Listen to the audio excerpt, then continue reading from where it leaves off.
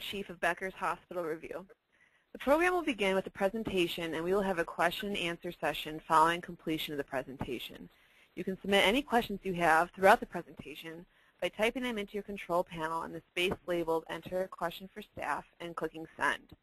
Our presenters will attempt to answer as many questions as they can during the time we have, and will follow up on questions they do not have the opportunity to address. You'll receive an email within about a week following the webinar that will include instructions for how you can download a copy of the presentation. You will also receive a follow-up email shortly after completion of the program. You can submit your feedback or any additional questions at that time. This email will not include the presentation. It is now my pleasure to introduce today's speakers. Janet Tomkiewicz is Chief of Population Health at XG Health, where she leads efforts specifically related to primary care practice redesign, care management, and clinical informatics. In addition to her role with XG Health Solutions, Ms. Tomkiewicz is the Senior Vice President and Chief of Value-Based Care Strategic Initiatives for Geisinger Health System. In this role, she has responsibility for strategy development and oversight for Geisinger's system-wide value-based reengineering initiative. Herman Jenick is XG Health's Senior Vice President of Product Development and Information Management Solutions.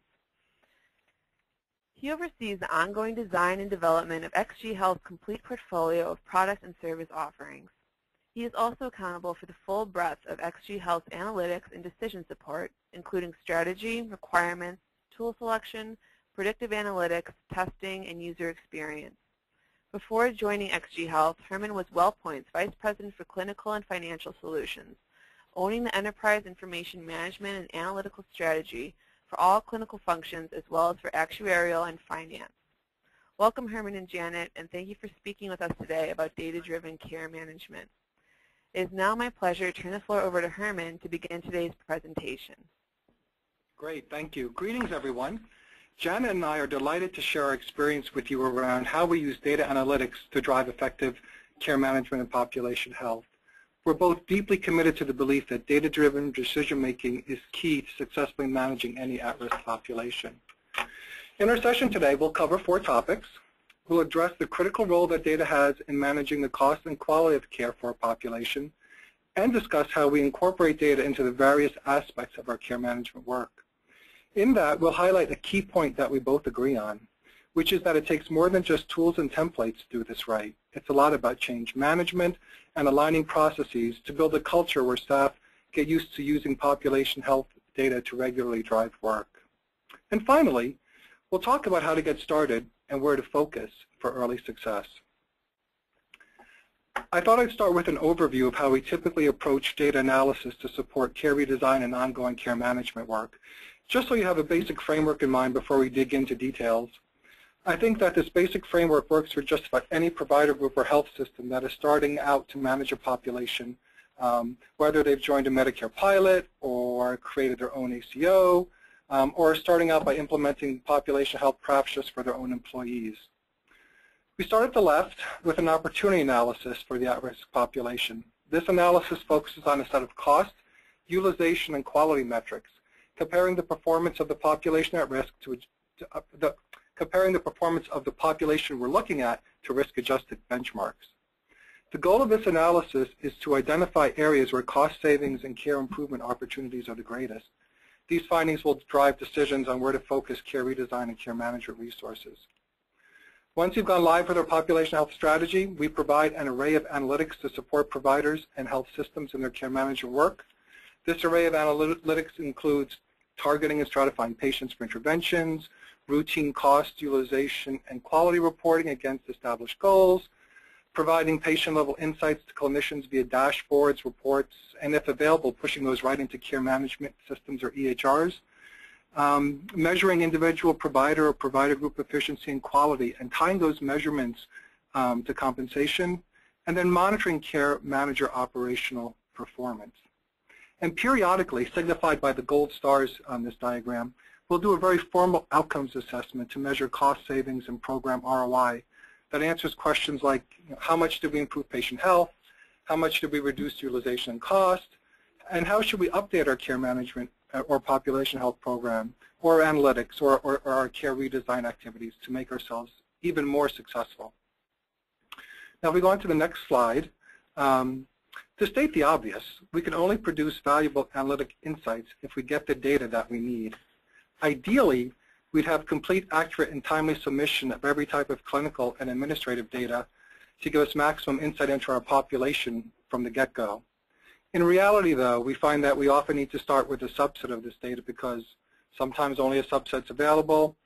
The cost of getting all the data might be beyond what an organization can afford.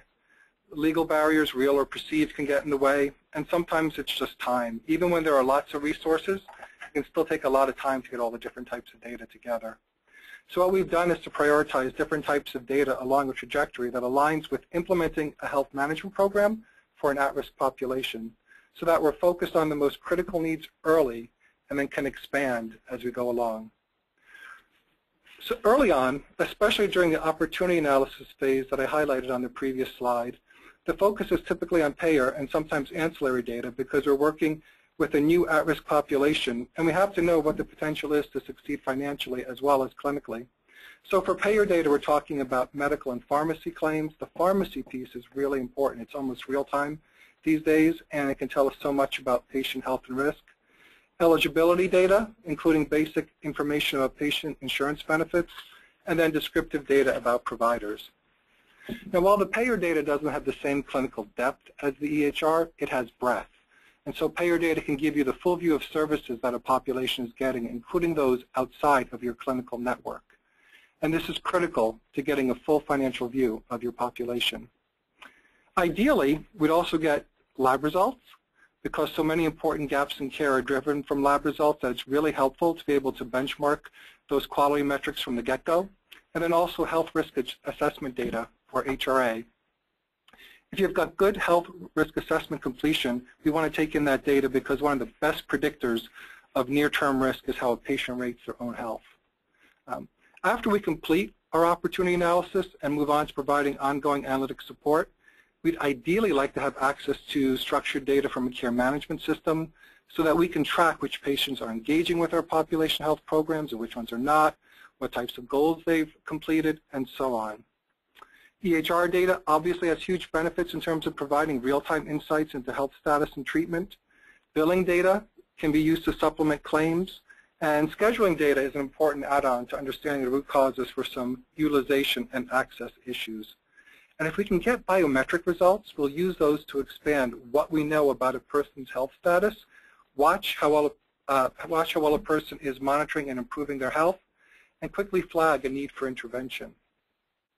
And lastly, given our short timeline today, I just want to give an honorable mention to genomic and consumer data. Both of these are relatively new types of data available to healthcare organizations to further understand individuals in a population.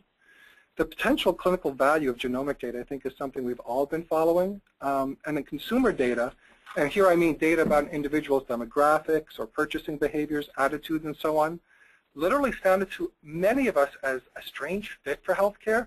But wow, there is much we can learn about how to engage and motivate patients to improve their health from other industries that have been mining this type of data to motivate people.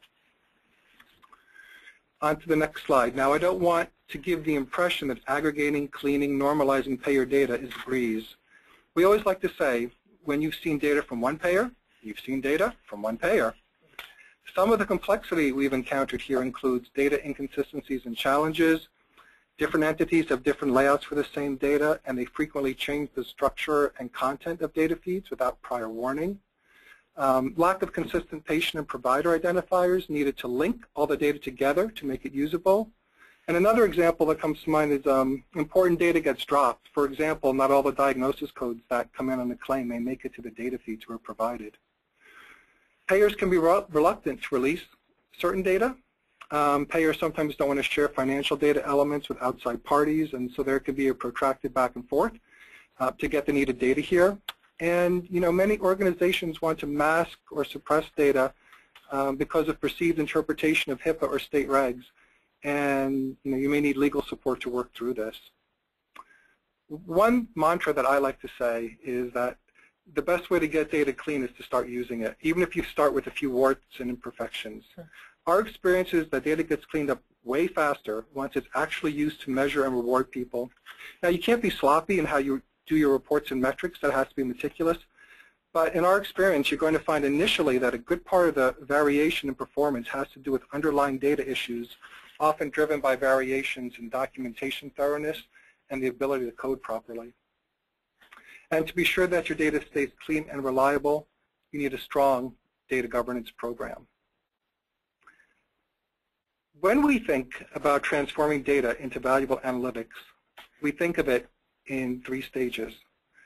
The first stage, data foundation, supports the ability to do any valuable analytics, and we've talked quite a bit about this stage already. If we move on to the second stage, raw data is limited in its ability to give us the insights that we need.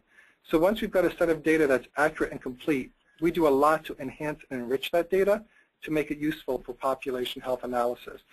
And this enrichment includes things like assigning a standard unique patient identifier to all data to accurately consolidate information at the patient level, attributing patients to providers. There are a variety of methods actually for this patient to provider attribution, each of which has its own pluses and minuses, and it's critical to do this correctly so you're sending the right data to the right providers and assessing providers for the right patients.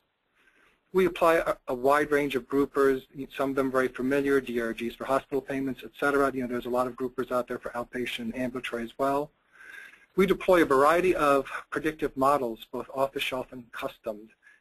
We really think it's important that we focus our resources on the highest risk patients, so predictive modeling is a big part of our enrichment and enhancement. Calculating concurrent risk scores to risk adjust our analyses, identifying gaps in care, and last but not least, producing the right benchmarks so that we can relentlessly look for opportunities by comparing a population to national or local norms or even to best practice populations. So after we complete the needed data enhancements, we finally get to put it all together through analytics. So analytic assets and capabilities are at the top of the food chain. They are what drive the real value. If I had to summarize it, I say we probably do 5 key types of analytics that we found are the most critical for population health. First, targeting and stratifying patients for interventions. Here we start with some industry standard models and then combine them with some custom approaches for selecting the right intervention for the right patient at the right time at the right message. A lot of folks start by looking at risk of future cost when they're doing their predictive modeling. They really just target the cost piece. But in my experience, that alone is not enough. You really need to think about what your particular program is trying to achieve and then predict those outcomes. So for example, if you have a program that's designed to reduce inpatient utilization, you need a model that predicts those patients with highest risk of inpatient utilization, which is a different prediction than future cost. As a second example, you would also want to layer in presence of gaps in care as part of your predictive model for a program, if indeed your program will focus on gaps in care closure. And as part of your modeling, you also need to figure out, it's really valuable to figure out what types of patients can be most effectively served via technological outreaches like text, email, IVR, links to online tools, and which need the more intensive services of a case manager. All right, second type of analytic is ongoing cost, utilization, and quality metrics, and taking those types of metrics against established goals. Some metrics make sense monthly, others more, others less frequently, but cost, utilization, and quality are what we like to think of as our bread and butter metrics. They're the ones that you need to do well on to succeed most in population health management. And so we do more than just produce reports. We typically sit down and review these metrics with providers on a regular basis. You really always have to have a pulse on your cost, utilization, and quality metrics, and if you're not on track, you need to quickly adjust your plan. The third key type of analytic is providing gaps in care dashboards and other patient-level insights to providers at the point of care. The key here is not just, at least in our experience, it's not just to plop list after list of care gaps onto a clinician's desktop. You really need to provide a dashboard that gives the provider some insights as to what are the most important care gaps to close and by when. To do this, you need to design clinical rules so that you are pointing out a potential gap in care, say several months before it's due. It's not really useful to tell a provider, well, too late, you missed your chance to hit goals. So really having a predictive approach to care gaps is important to success. If you can, you should also offer providers information that helps them know how to approach a care gap. For example, just working on something recently, if you point out a patient's LDL levels need attention, it really helps the provider if we include along with that message whether or not the patient's currently taking a statin, which one, what is the max dosage, are they on the max dosage, and so on. This will help get the care gaps closed more quickly. Fourth is measuring individual provider or provider group efficiency and quality. This topic actually could be a session unto itself. We found that it's really important to align provider performance measurement with your program's clinical and financial goals. There are a wide variety of tools out there on the market to evaluate provider efficiency, and similarly there are a lot of quality metrics from a lot of organizations. They all have 3- and 4-letter abbreviations. If you want to talk more about them, I've experienced most. I'm glad to give advice, but I won't go through all their names here together today. Overall, there are a lot of good sources of metrics out there in the industry to measure provider quality and efficiency. We think the key is to work collaboratively with providers, get buy-in on a core set of relevant metrics, and just get started. And then the fifth type of analytic asset we focus on in our population health portfolio is monitoring care management operational performance, to know that programs we develop are being executed efficiently. All right, next slide.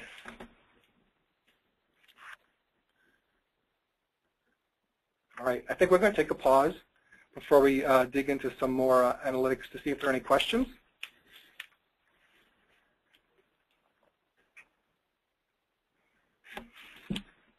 No questions? I'm sorry, Herman. I was on mute there. So as I mentioned before, attendees, we'll have a Q&A session at the end of the presentation, but also a few Q&A sessions throughout. So this is the first one. You can submit questions in your panel there by entering in the space labeled Enter a Question for Staff and clicking Send. So Herman and Janet, there are a couple questions that have come in since the beginning of the program. The first one is, what do I do if I can't get payer data for a population that I need to manage? How do I get the financial and clinical insights that I need? Yeah, that's a really good question. So the first thing I would say is, work really hard for the payers, and I think folks are getting more open. I think that it's really important before you get into a financial arrangement, make sure you've got the data support that you need in the contract, so that you're going to get what you're going to get. There are situations where you can't get the data, the claims data or the payer data. We've looked at billing data out of EHR systems, or sometimes the EHR data themselves. Not quite as clean, but you can get some good insights out of it. We have folks who want to jump sometimes ahead of time before they start an at-risk arrangement, and we've used ADT data to start getting them to manage their population, to dig in before we get the full-fledged data. I don't know, Janet, anything else to add? I agree with everything, Herman, that you've highlighted. So instead of trying to get a major kind of claims dump from a payer, why don't you go down a path of asking for targeted data? It might be much easier, and they might be much more willing to give you a couple of key utilization metrics. Most payers have that dashboard. They watch it. Their medical team watches it. And so asking them to get you some, key metrics around ER utilization or hospital data. The other way is indirectly, is at least get them to funnel an auth file to you or something like that, so that you can start with admissions when your patients are in the hospital.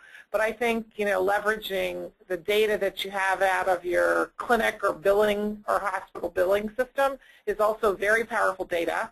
And many of us know who've worked in the Medicare space or any of the CMMI, grants or, opportunities that have been happening over the last 2 to 3 years.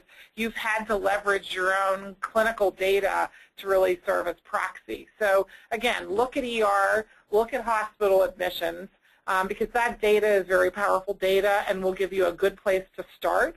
Then demonstrate that you can impact that data and then go back to the payer and say, hey, here's what I'm doing, look what I've done to your readmissions, or here's what I've been able to impact from an ER and an admission, it would really be helpful if you give me more data. So focusing in on a small area, showing success, and then going back to the payer has worked for us. Okay, great. And one other question that came in is, let's see here, how do you secure financial data from payers? So how do you secure financial data from payers? From payers, it looks like allowed versus paid amounts. Well, again, that probably sitting on the payer side. I can give some experience. Again, that's a fairly next level, data request. So if you're getting utilization data, great, demonstrating some impact, then I think the next step really is to ask them for the patients who are attributed to you, and what is your allowed PMPM spend, by buckets. It could be inpatient, outpatient, professional. Again, I don't think I wouldn't start with PMPM data or finance data. I would start if you're struggling with some utilization data, and then demonstrate some impact on raw util. And then go back at them and say, I need to understand my total cost. Help me get access to that. There's no reason the payers can't share allowed data. They won't share unit cost data, but they can share certainly allowed data for your attributed population. Yeah. Okay. Thanks, Janet. So Janet and Herman, I'll let you continue. All right. If we move on to the next slide, I want to spend a little additional time on the opportunity analysis and its importance. As one of the stated goals of this presentation was to give some insights on how folks can get started. As I said earlier, we typically start our analytics for a new at-risk population by doing an opportunity analysis. At a minimum, we do a very in-depth assessment of cost and utilization so we can understand where an organization is vis-a-vis market averages. We look at variation across service categories, conditions, facilities, geography, and so on. Often we're determining the viability of a particular contracting arrangement for, say, an ACO or a Medicare pilot. So we need to figure out what chance we have at hitting the financial targets being offered, whether it's bundled payments or total capitation or some Medicare reimbursement for a pilot. For example, we may have a population that we find is already doing great on most indicators against market averages, whether it's because their programs are mature or just luck of the draw on population health risk. And so pilots that only reward improvement are going to be really hard for this kind of an organization to hit if you're already doing better than average. So overall, we look at a broad set of financial metrics, plus always thinking about the parameters of a particular contract or financial arrangement at hand. We typically will also look at a wide array of quality metrics, again, to understand how the population is faring in terms of quality metric compliance compared to benchmarks, just to see how much and how quickly we think we can improve critical quality of care indicators. Looking at population health risk and disease prevalence is also something we want to do early on, just to make sure we're understanding the needs of the population we're about to start managing. And one thing I'll just interrupt Herman on that is I think understanding the population that you're going to manage is really, really critical before you design strategy. I've worked with folks, Herman's worked with folks who go out and design a strategy only to realize that when they come back and understand the population, it's probably not the right strategy that's going to work. And a good example is Medicare versus commercial populations. The drivers, the risk, the spend, the quality gaps in a Medicare population is totally different than what's going to be driving your risk if you're in a risk arrangement with a commercial payer. Yep. So, for example, a commercial payer, the top 5 drivers in the OA, the opportunity analysis, may be back pain and pain management and preventive care. And not heart failure and COPD, which is what we often see, or ESRD in a Medicare population. So really understanding that population is a critical step in the analysis. Yep, and I would layer in understanding the market you're in, right? Are you the dominant player? Are you in a very competitive market? All pieces we really need to drill into as we get started with the population.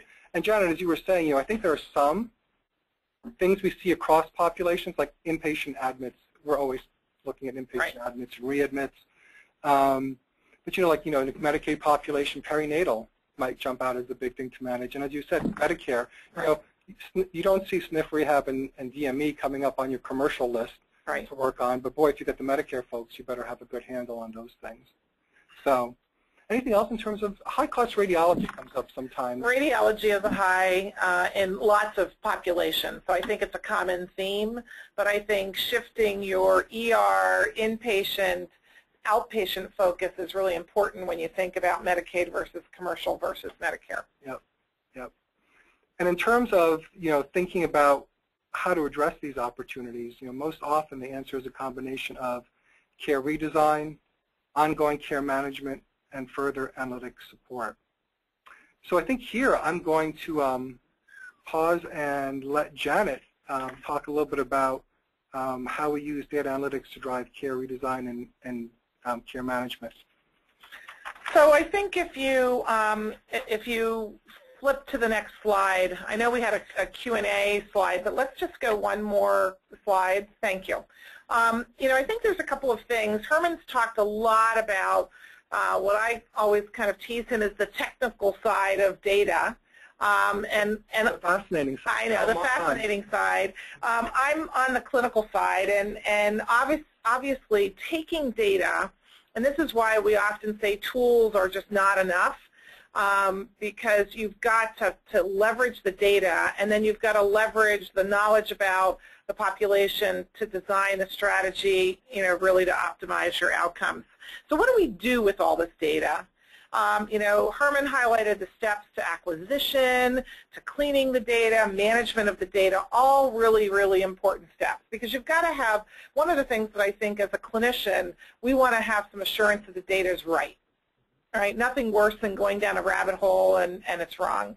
So the real win is then how you leverage that data. So understanding the population, as we just talked about, is this a Medicaid group that you're going to be working with, which will have a strong behavioral health or disabled or children, pediatrics impact with, significant disease, versus a commercial, versus a heavy chronic disease burden in the Medicare population.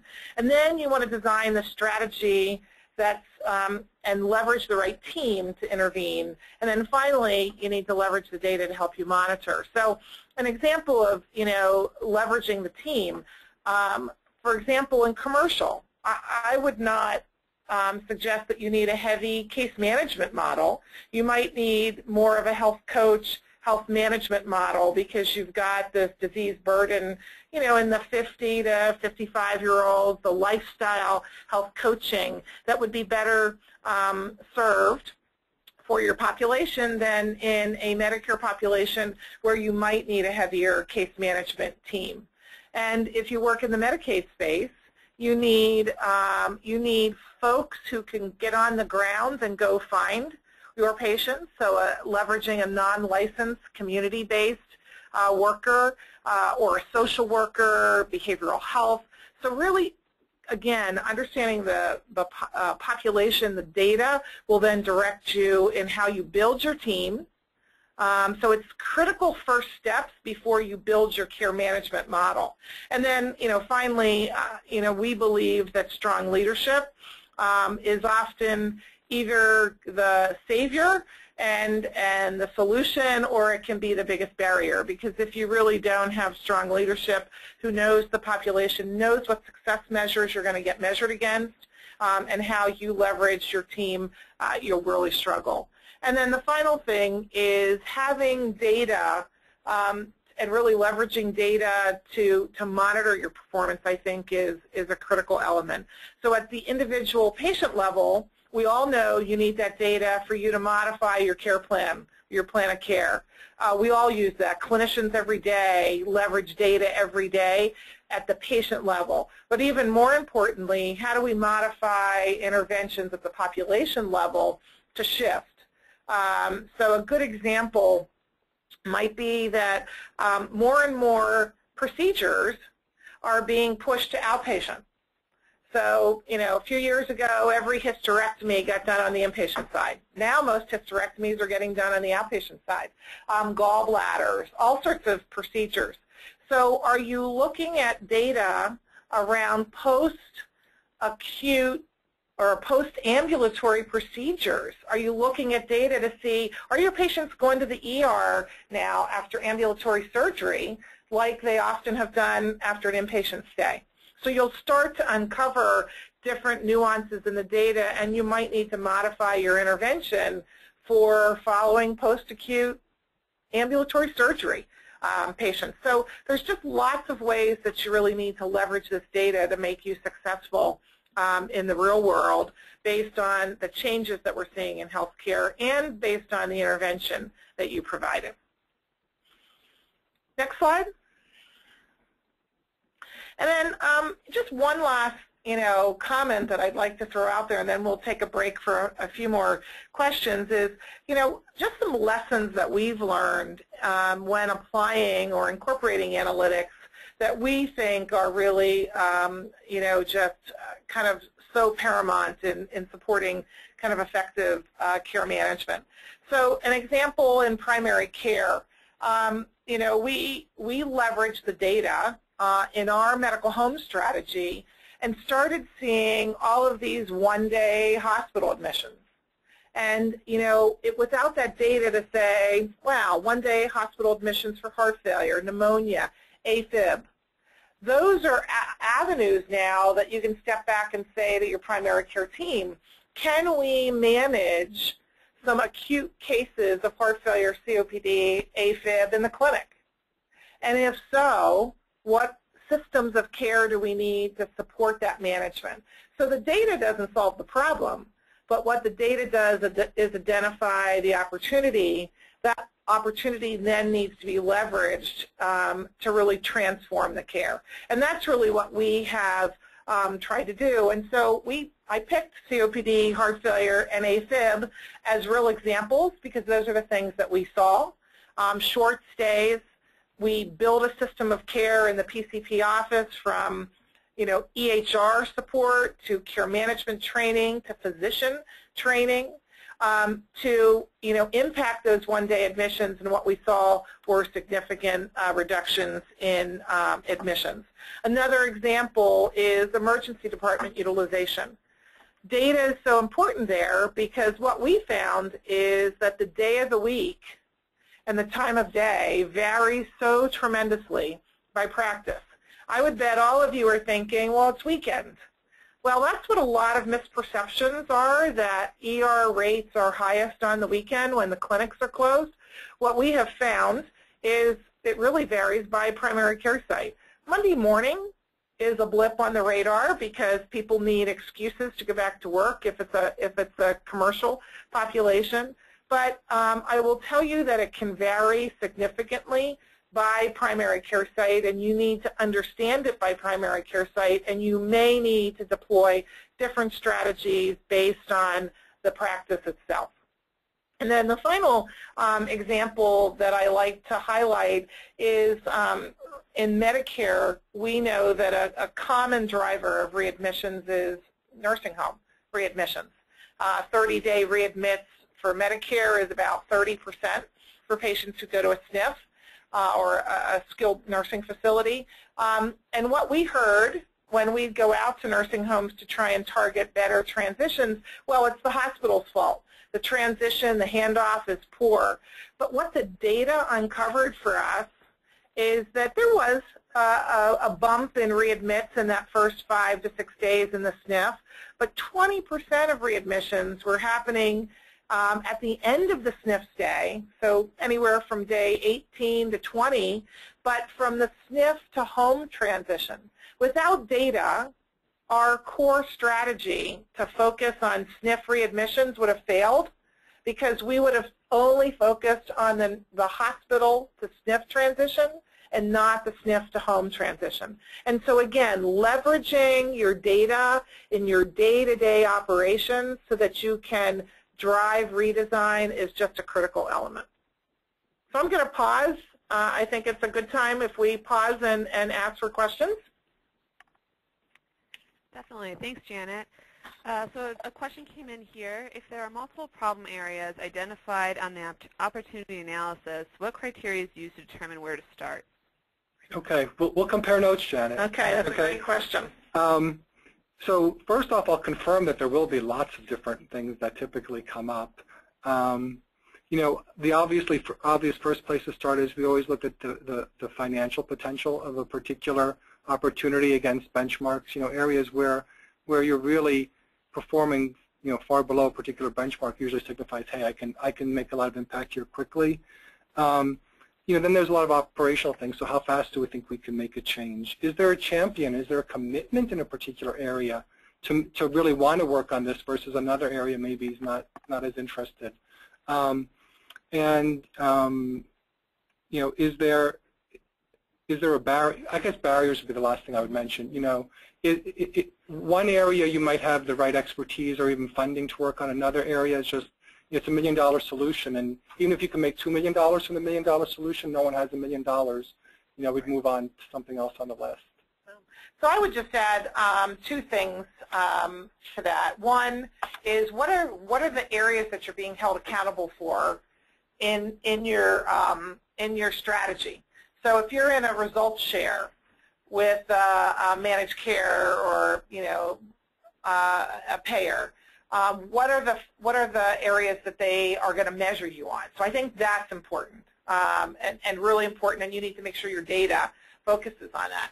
The second area is, you know, a lot of times what we do for our OAs, and Herman, I'm not sure if I heard you say this, but we score the value of those areas. So for example, one of our scorecards would typically give a dollar amount for if you reduced, let's say there was a delta in admissions, or we thought we saw a delta in, or a difference in admissions with benchmark. We could score what that's worth. You know, is it worth, you know, $2 million? Is it worth $4 million? And if you hit 50% of it, it's worth this. So I think having a mechanism to quantify the impact would also help you direct. And then I think, you know, Herman, your point about what's going to be easiest in your organization, you want to win. Right. You want to show a success. So don't, you know, don't feel like you have to build the mountain, you know, in one day or climb the mountain in one day. Go after where there is a win, where you've got a committed champion, and where you really will be able to see the dollar impact or the quality impact based on what the strategy is. Yeah, the scoring is really important because, you know, if you just look at the percentages, you know, a lot of times people look at, oh, we're 40% above on this, but there's only 3 cases with that, and so there's really no dollar value to it. Whereas there's something high volume where there's a 15% opportunity, the dollars on the table are a lot higher. Yeah. So that's really critical. All right, so just a reminder to the people listening in, you can ask a question for staff in your control panel there. If there's not time to answer the question, Janet and Herman will be following up after the webinar. So another question that came in here, Herman and Janet, is what areas would you suggest targeting if you are looking for quick impact and return on investment in a commercial payer setting? Great question. So in the commercial setting, I will focus on a couple of areas, and then Herman, you know, jump in. I will. I think that pharmacy is probably one of the biggest areas, and particularly today, specialty biologics. So, you know, focused on things like appropriateness of RA drugs or hepatitis C. I mean, hepatitis C has, you know, just exploded commercial payers' budgets, I will tell you. So I think drug is a very important area. One of the top drivers in commercial is really pain management. whether it be pain injections, whether it be back pain management, whether it be surgery, or those are primarily, I guess, the two interventions. So really looking at conservative, maybe more physical therapy and conservative approaches, and then monitoring the impact on that is another key area that typically drives costs. Believe it or not, preventive care is usually one of the top 5 drivers for cost in a commercial population, and that's a cost that you're going to support and you want to continue. A third area I would say for commercial is probably either cardiovascular or some of your chronic care, diabetes. Now, it's going to be in a narrow space in your commercial. It's probably the 50 to 64-year-old population. But what we have seen is that really focused in populations on higher risk, comorbid, chronic care is another extreme opportunity for a good outcome. And I would just add, I was just thinking as you were talking about the last bullet, sometimes you made the point earlier about you really have to know your population. Commercial can sometimes almost be too broad a category. Just thinking some of the employer-based work we've done, if you've got like a service-based, working with a service-based population that's highly young, it's going to skew one way. But if you're in an established area with a lot of older industries, and it's going to look a lot more like Medicare, and you get much more into the chronic conditions. So I'm just going to make the plug for really understanding the population one more time. So. Okay, so I'm going to keep an eye on questions as they continue to come in, but I will hand it back over to you, Janet and Herman. Okay, I think we just have a couple. Yeah, just 2 more slides that I think are pretty similar. So I'll make just a few comments, and then I'll let really Herman kind of finish. We've mentioned a time or two that, tools are great. In fact, you need a tool. You need data. You need it in a format that is usable and presentable and understood by the people who are going to use the data. But what we have found, and I bet if I ask all of you to press a yes or no button, we would hear a lot of yeses. You've bought tools, or you've even created dashboards, and people don't use them. We talk about that all the time in our own organization, about which data elements are you really focused on. So one of the things that our experience has demonstrated is that you really need boots on the ground to go help providers and practices and hospitals understand the data, leverage the data, and kind of poke at the data to help you focus in on where the opportunity is. So lots of data overwhelms groups, but really having clinically trained analysts who know how to interpret the data, and then more importantly, how do you integrate that into changing your workflow? Because if you don't take the data and apply it to a change, you really are wasting, a lot of time on slicing and dicing the data, and you're not going to get the impact. And so the clinicians need to be okay with the data getting presented, and getting presented, pretty transparently, to say, we've got a problem with readmissions, and part of the reason that we have a problem with readmissions is we can't get patients into your slot, Dr. Janik, because they're filled. And it's not a criticism of the clinician, it's a reality. And so what's the strategy that we're going to do, to open up slots? Do we preserve slots? Or if, the nursing home is another good example. Why do we have a 20% readmission rate from SNF to home? Well, guess what? We're not seeing patients back in a timely manner. There's no discharge summary from the nursing home back to the primary care. We're not writing scripts for patients leaving the nursing home.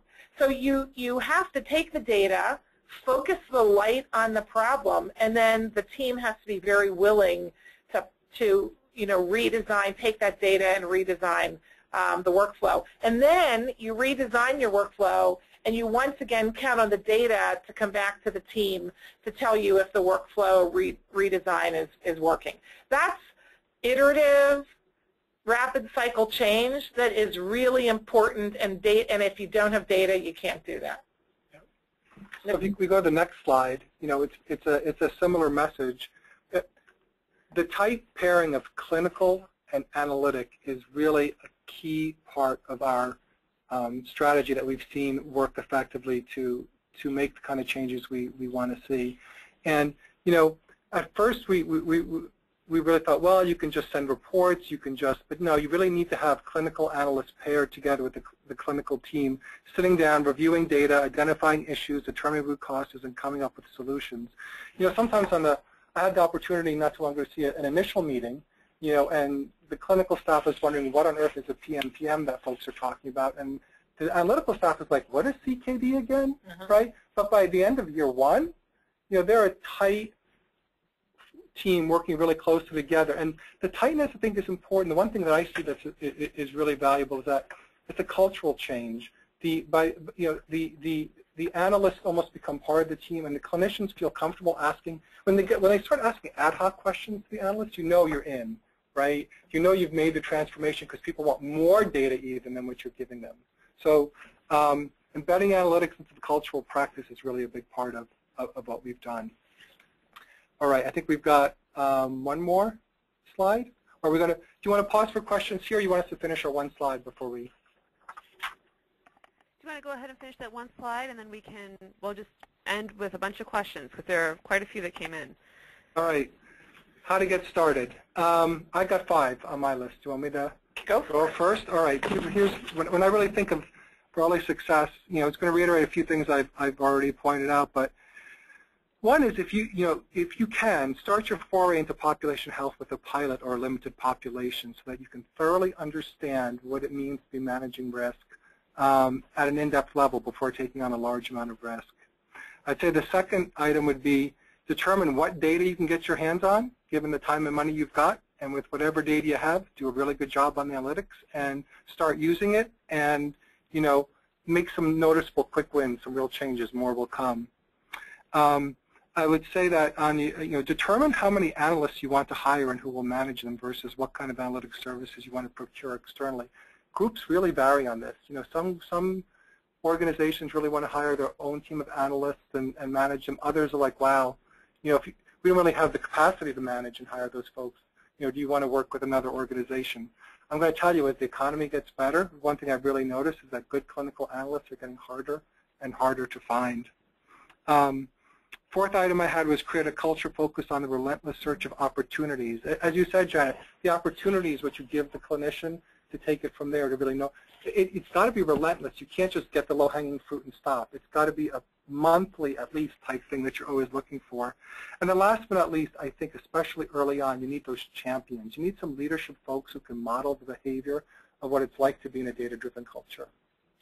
I'll just add one final thing, and then we can open it up to questions and comments. We leveraged a required monthly session that really looked at data. We had the clinicians, we had the data, experts, and we poked at the data. We also pulled a couple of case studies that would go along with what we were seeing in the data. So if readmissions happen to be high, particularly pulmonary readmissions were high, we would pull a couple of cases. And so what we found is that pairing, as Herman, you said, the clinical with the analytics, and then leveraging some experience so that we could make it real to the practice was probably the biggest win that we had. It didn't take a whole lot. It took, a couple of key reports.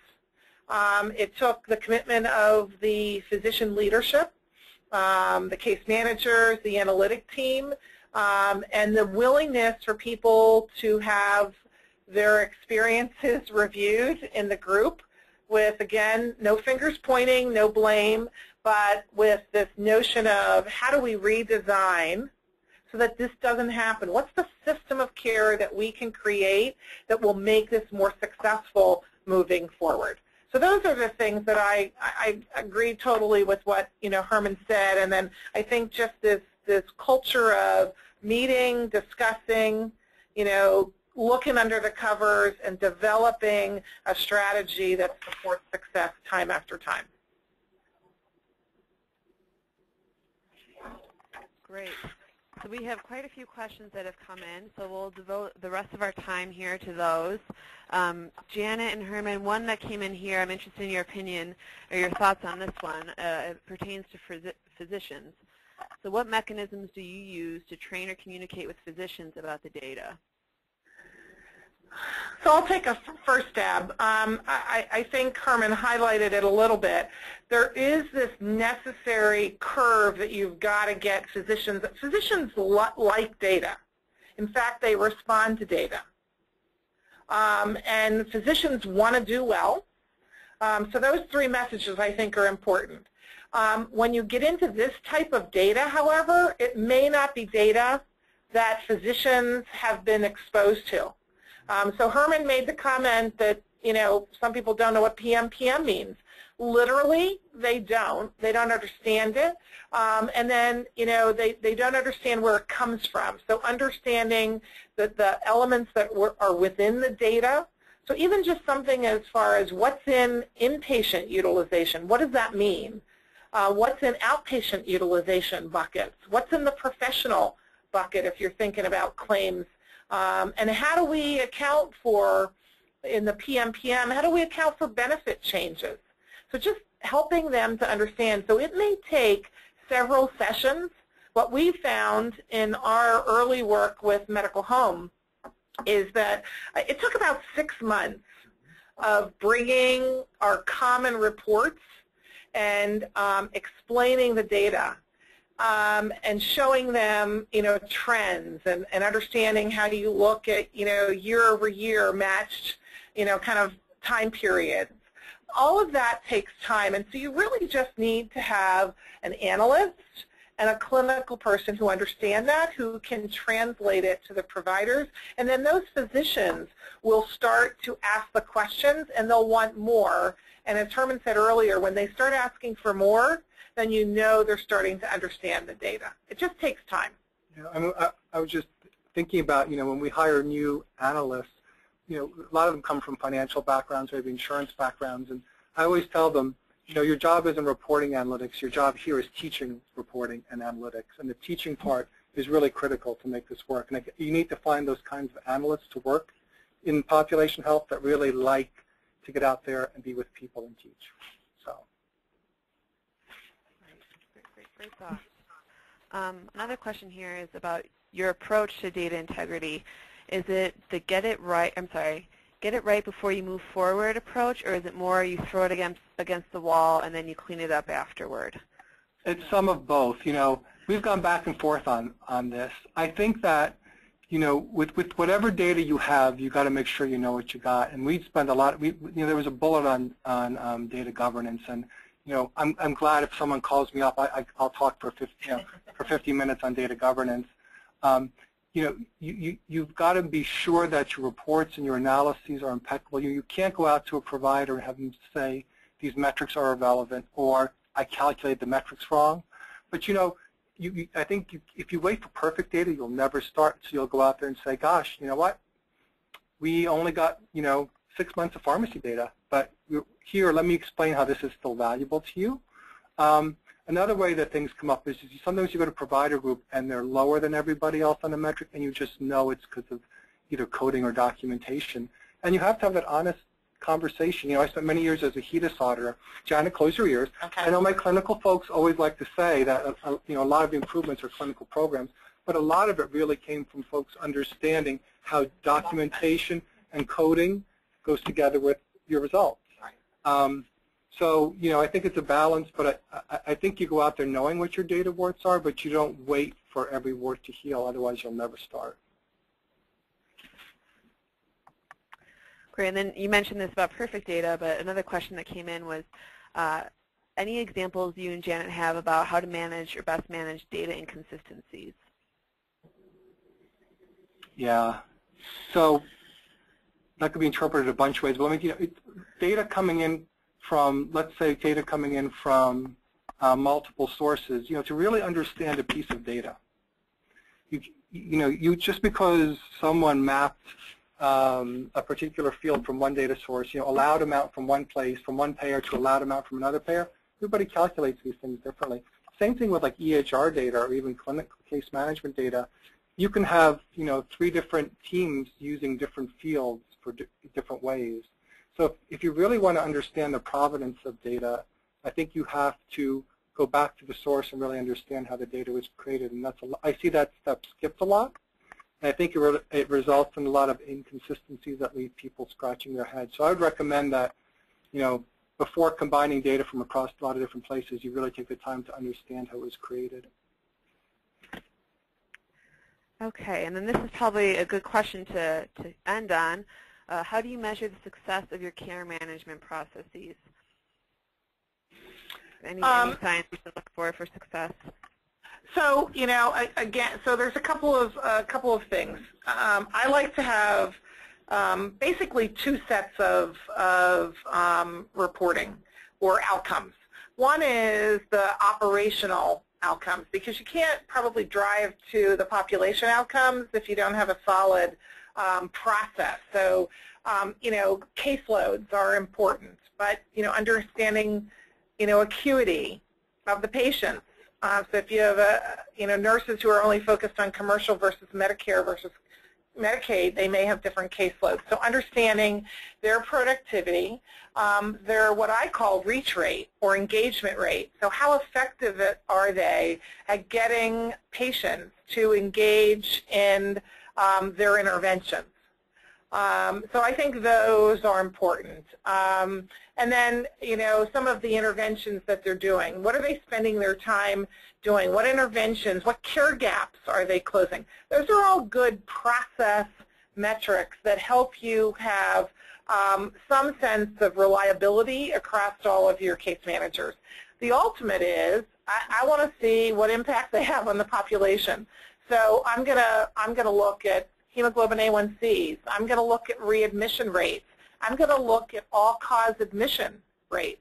I'm going to look at, ambulatory care sensitive ER rates, because those are the important, what I would call intermediate outcomes that tell me what kind of impact. The ultimate outcomes is, am I seeing total cost of care for not just the patients that I'm serving as a care manager, but for the whole population. And so if I can leave with one message in data and outcomes around care management, it is measuring at the population level, and do you have an impact that's reducing total cost of care for the total population, not just the 150 that your case manager is focused on. Because some of that will just be regression to the mean.